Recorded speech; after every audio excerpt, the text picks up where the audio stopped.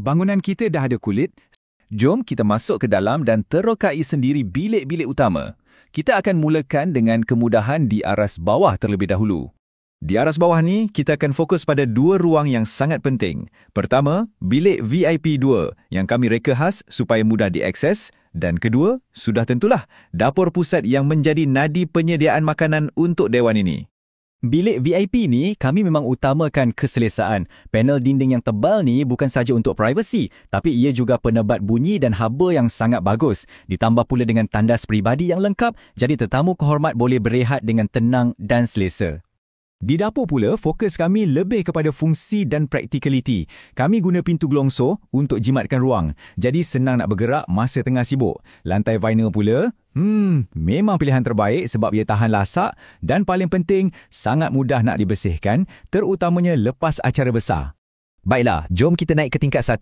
Di atas ni terletaknya bilik sambutan VVIP yang utama dan juga kemudahan untuk bilik mesyuarat. Ada satu perbezaan ketara dekat sini.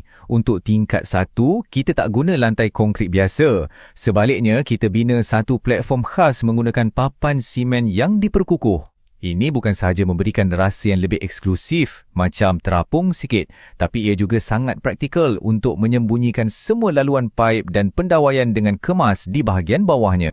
Sebuah bangunan ni bukan cuma soal dinding dan bumbung, ia perlukan nyawa. Jadi sekarang, mari kita periksa sistem-sistem penting yang menghidupkan dewan ni, iaitu rangkaian elektrik dan juga sistem bekalan airnya.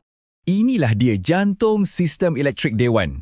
Papan Suis utama atau MSB ni berfungsi macam pusat kawalan. Semua bekalan kuasa masuk ke sini dulu, sebelum diagihkan dengan selamat dan teratur ke setiap lampu, soket dan pendingin hawa di seluruh bangunan.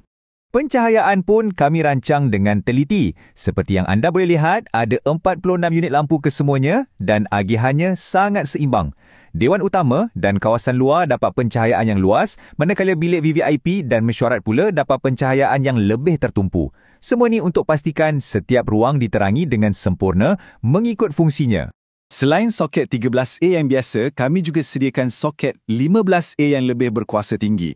Ini penting, terutamanya di bilik mesyuarat dan VVIP, untuk menampung peralatan khas macam projektor atau sistem audio tanpa risau litar akan terbeban. Dan ini adalah perkara yang paling utama. Setiap wayar, setiap suis, setiap komponen elektrik, semuanya dipasang mengikut piawaian keselamatan tertinggi dari Suruhanjaya Tenaga. Keselamatan pengguna adalah nombor 1. Sistem air pun sama, direka untuk kebolehpercayaan. Dengan tangki simpanan sebesar 500 galen, tak perlulah risau bekalan air terputus walaupun semasa acara besar. Kami guna paip berkualiti sirim dan sistem septik berkapasiti tinggi untuk melengkapkan satu sistem yang efisien. Jadi, nampak tak? Dari tanah lapang, akhirnya siap sebuah dewan yang berfungsi sepenuhnya. Setiap nombor, setiap bahan, setiap langkah, semuanya ada tujuan untuk merealisasikan visi ini. Jadi, lepas kita dah bina dewan ini sama-sama, apa satu benda yang paling buat anda rasa wow? Adakah kekuatan tapak asas dia, saiz rangka kelulinya yang besar, ataupun